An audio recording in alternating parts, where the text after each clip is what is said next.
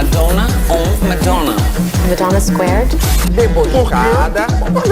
Hoje vou fazer nada. Fala aí, minha gente, tudo bem com vocês? Por aqui Ramon Rodrigues e agora tem entrevista pra vocês. Se você estiver assistindo pelo canal no YouTube, já vai dando like, se inscrevendo no canal e compartilhar pros amigos e pra família quando terminar. Agora, se estiver ouvindo a entrevista pelas plataformas de áudio, é só seguir o perfil aí na plataforma da sua preferência e copiar o link para compartilhar para todo mundo depois. Hoje eu vou conversar com uma mulher que eu admiro muito, que eu conheço há muito tempo, e ela é médica, geriatra, mais precisamente cuida ali dos idosos, e também é psiquiatra. E a gente vai conversar sobre o Dia Mundial de Conscientização da Doença de Parkinson. Mas, antes de tudo, eu quero conhecer um pouquinho mais dela, porque ela tem uma página, gente, chamada Cantinho da Geriatria, que tem milhares de seguidores. Ela bomba na internet. Eu vou conversar com Roberta França. Tudo bem, Roberta? Tudo bom, Ramon? Obrigada pelas palavras carinhosas. A recíproca é verdadeira. Você sabe que eu sou muito tua fã.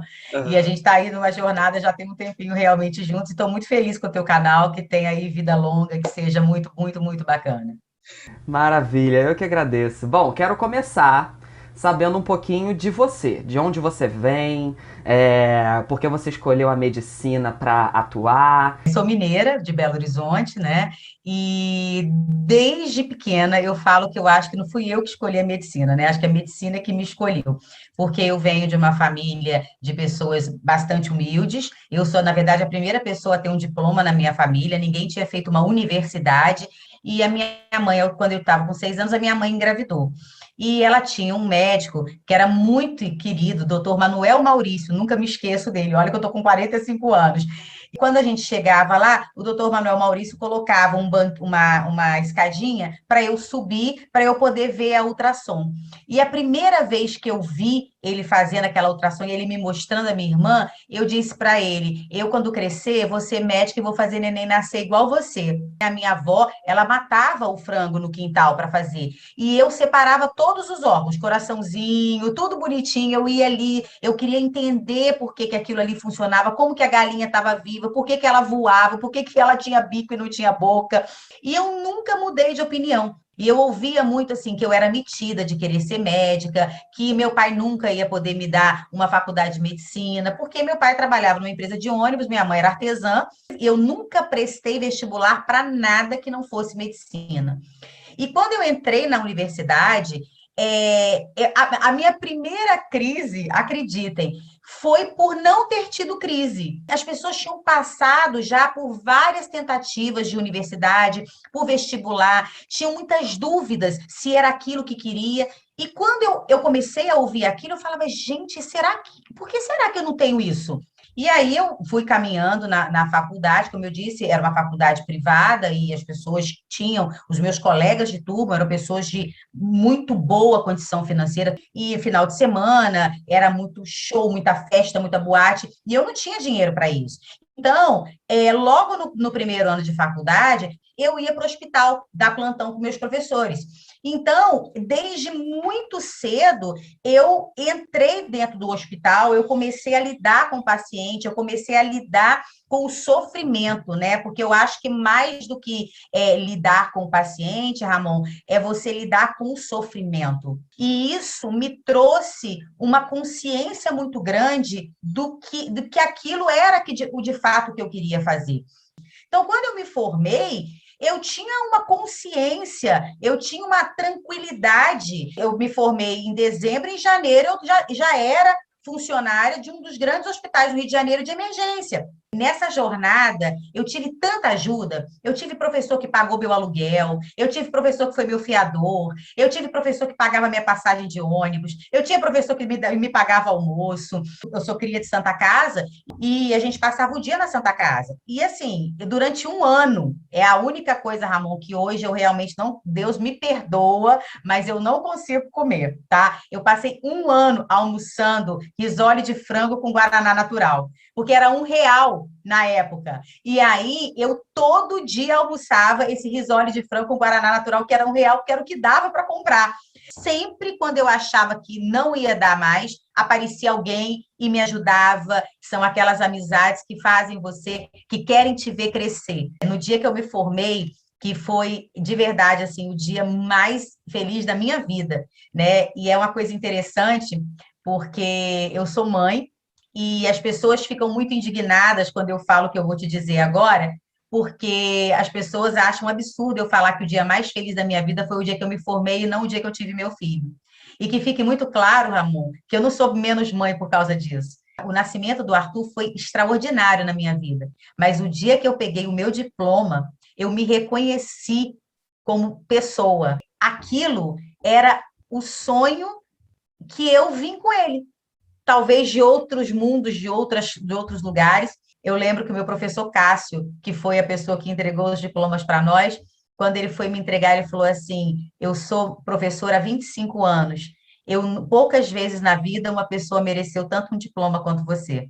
Ter filho é muito legal, é muito bacana, e eu jamais seria feliz sem a maternidade. Mas a medicina é o lugar que eu me vejo no mundo. Ah, que lindo! Bom, e já que você é médica, eu não tenho como não citar a pandemia, porque foi um período em que mexeu com o psicológico dos profissionais de saúde, né? Como foi o seu dia a dia, assim, principalmente nos períodos mais severos da pandemia? E eu queria que você falasse também um pouquinho, se você puder, sobre a perda da sua mãezinha, que ela faleceu de Covid, né? Então, como que foi? Eu acho que a Covid trouxe para nós, profissionais de saúde, aquela certeza de que a gente não é nada, que a gente não sabe nada e de que a gente está aqui para aprender todos os dias. E é um confronto direto com tudo que a gente aprende na faculdade, que o médico tem que curar, né? E essas pandemias, elas vêm nos mostrar que nós não estamos aqui para curar, nós estamos aqui para cuidar, para acolher e para curar quando é possível. E isso, muitas vezes, esse entendimento de que o médico tem que salvar vidas, que ele tem que curar o todo, traz uma carga e um peso muito grande. E quando vem a pandemia, que a gente descobre que a gente não conseguia salvar ninguém, basicamente, no início, né? Que as pessoas morriam na nossa frente e a gente não fazia a menor ideia do porquê que essas pessoas estavam morrendo. Demorou muito para as respostas chegarem e ainda tantas que não, a gente não vai ter resposta tão cedo. Foi um processo de aprendizado diário. Então, a pandemia foi muito dolorosa. E até hoje, né, tem gente que morre de Covid e você fala, eu não entendi nada. A gente vai levar alguns anos, certamente, para entender efetivamente, né, o que aconteceu e o que nós vamos ter que caminhar ao resto da nossa vida. E a gente chegava em um nível de estresse, porque você tinha medo, você estava lidando na linha de frente, e ao mesmo tempo você tinha uma família, você tem pessoas na sua casa, e todo dia quando eu entrava dentro de casa, eu só pedia para Deus, protege meu filho, porque eu não tenho com quem deixar, ele vai ter que, a gente vai ter que estar aqui.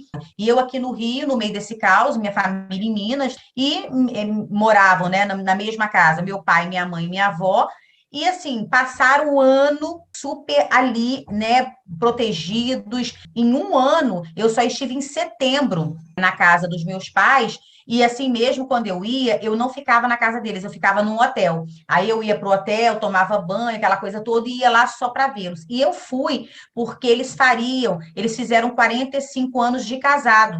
Eu fui para o Natal, né? E também nesse mesmo esquema, ia para o hotel, ficava no hotel.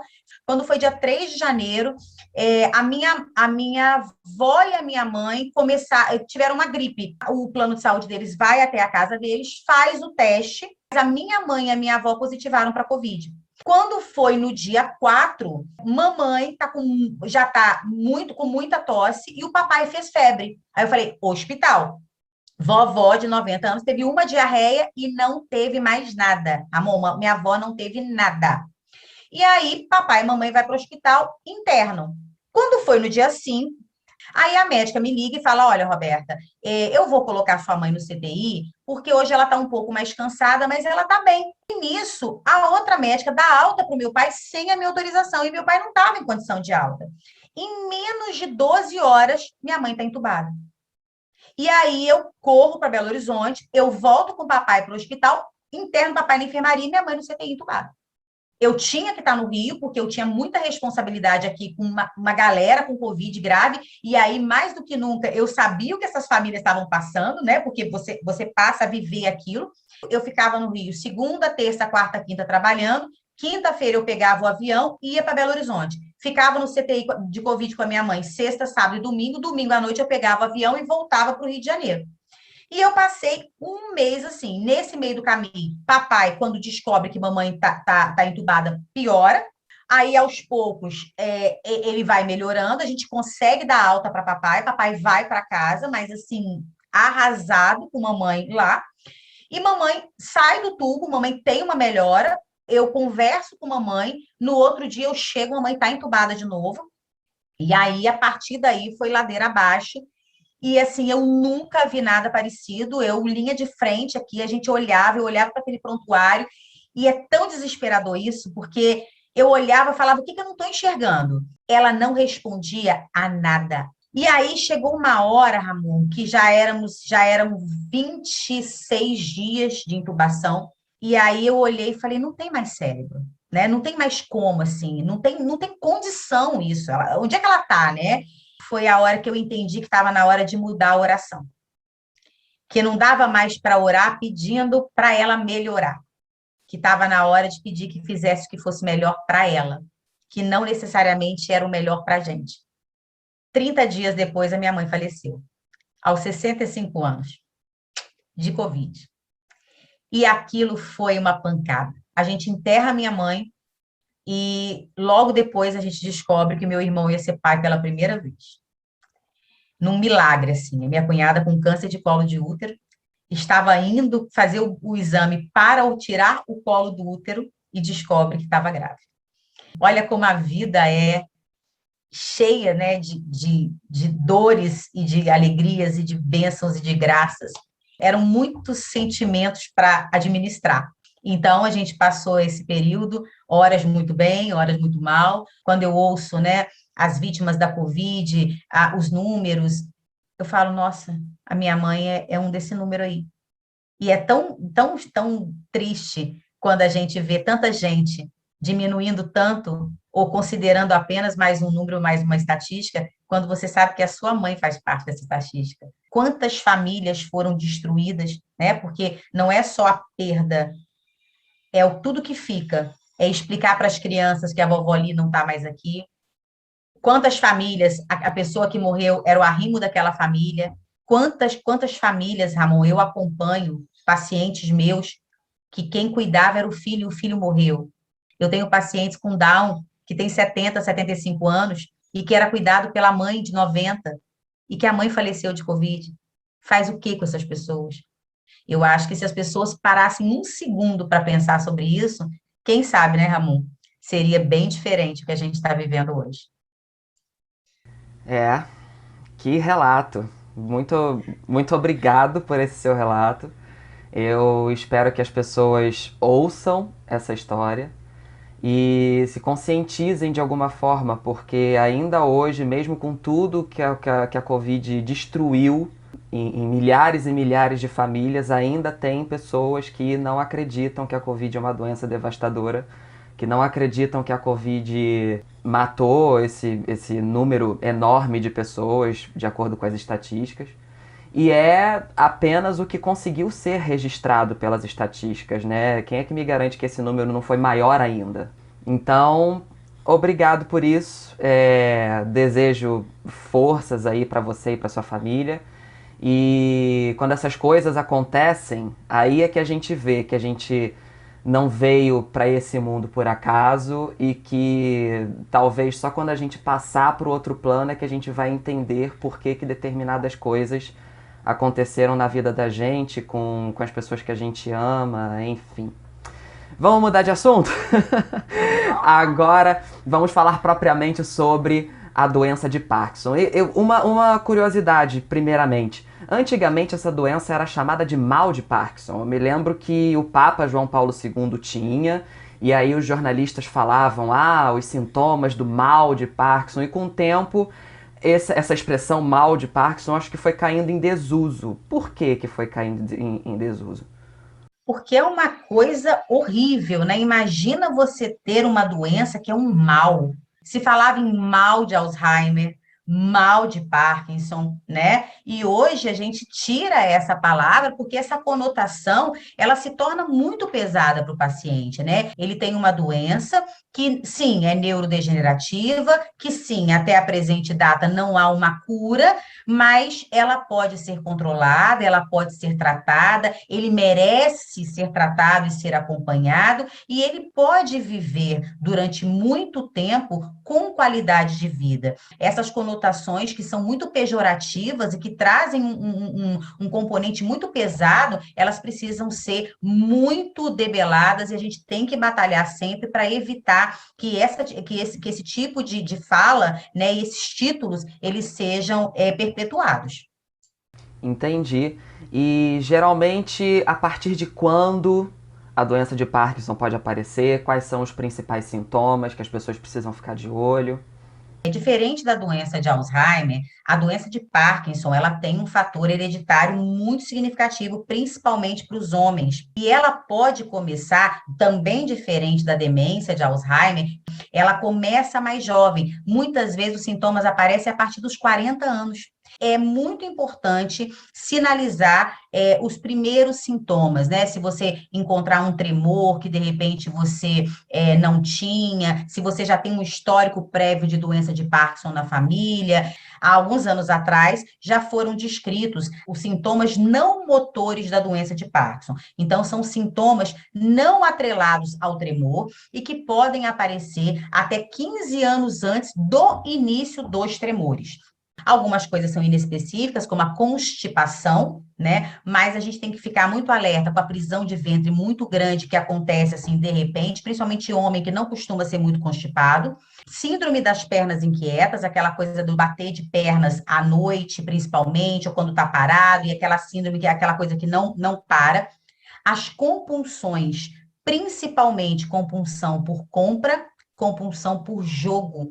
A perda de olfato, que é também algo que o paciente relata. E aí, 7, 8, 9 anos depois, você começa os sintomas motores. Então, existem alguns sintomas não motores que hoje nós sabemos que pode estar atrelado a uma doença de Parkinson, que vai aí se estabelecer e que vai aparecer a fase motora 10, 15 anos depois.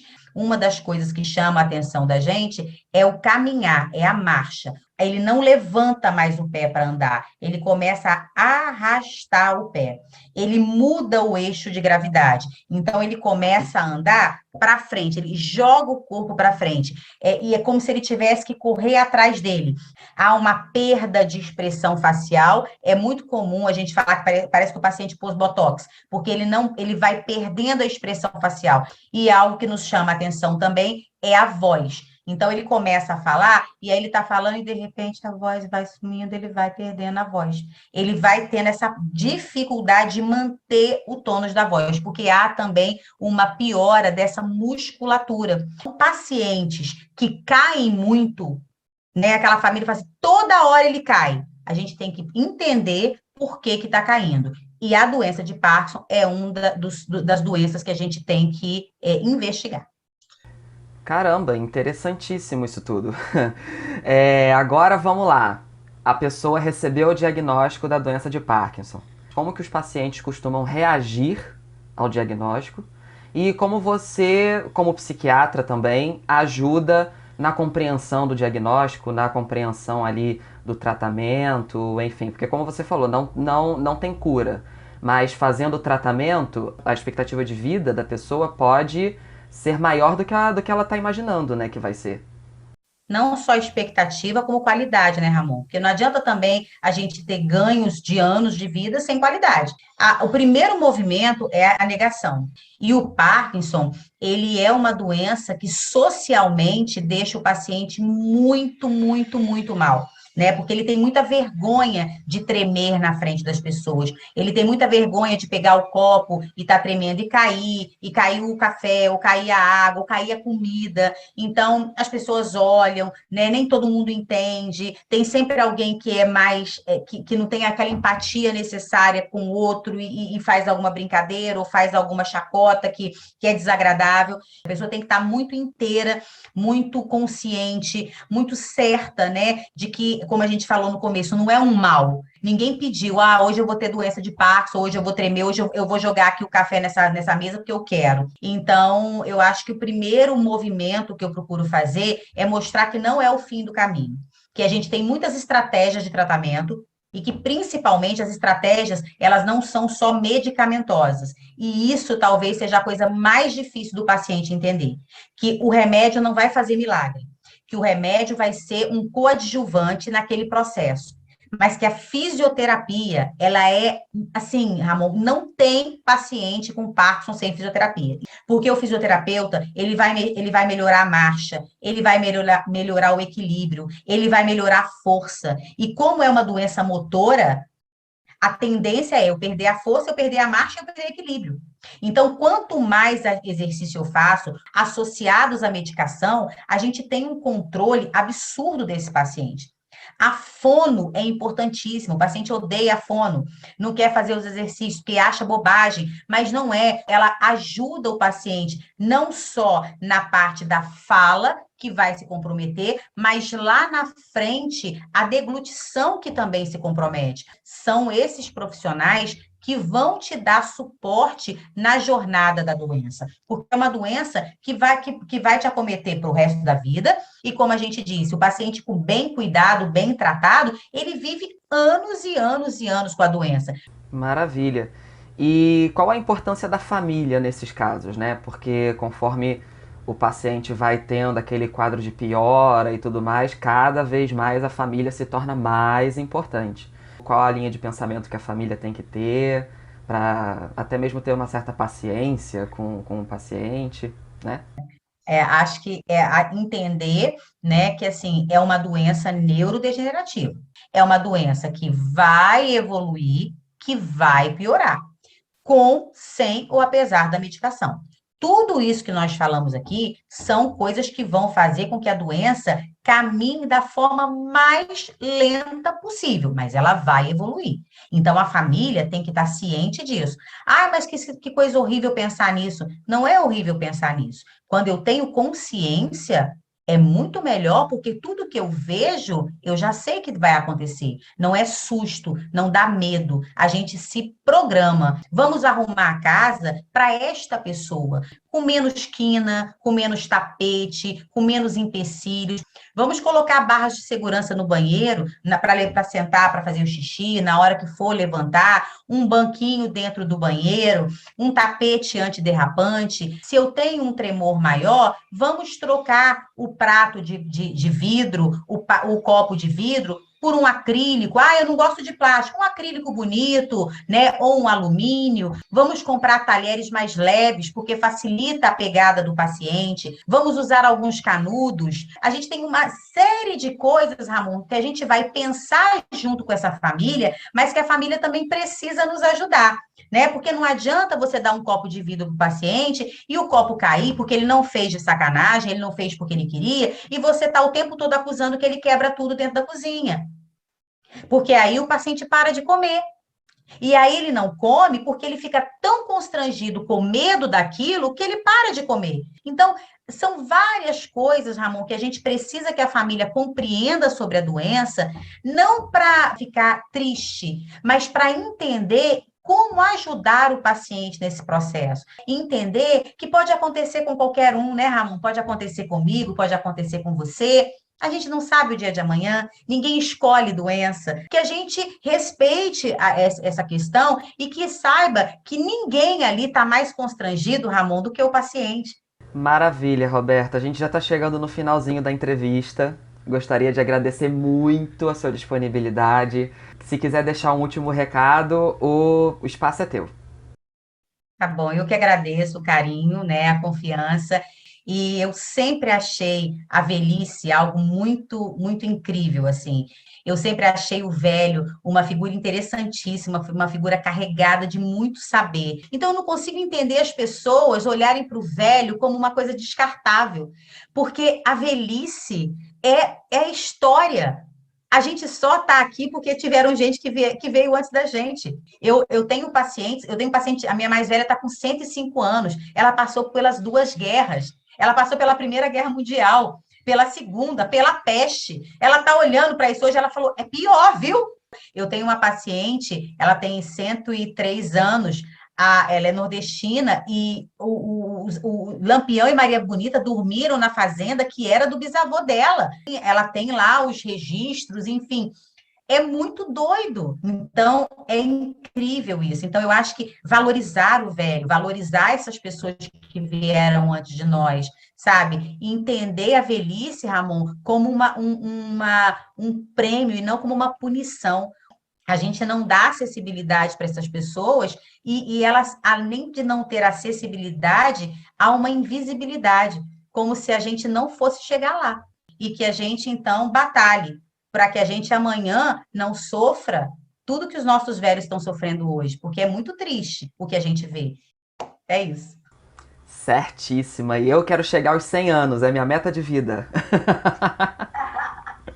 Brigadão, Roberta, por tudo. Se cuida. Beijo pra você, viu? Beijo para você também. Fica com Deus. Obrigada. E vamos encerrando por aqui mais uma entrevista. Obrigado por você estar assistindo ou ouvindo até agora.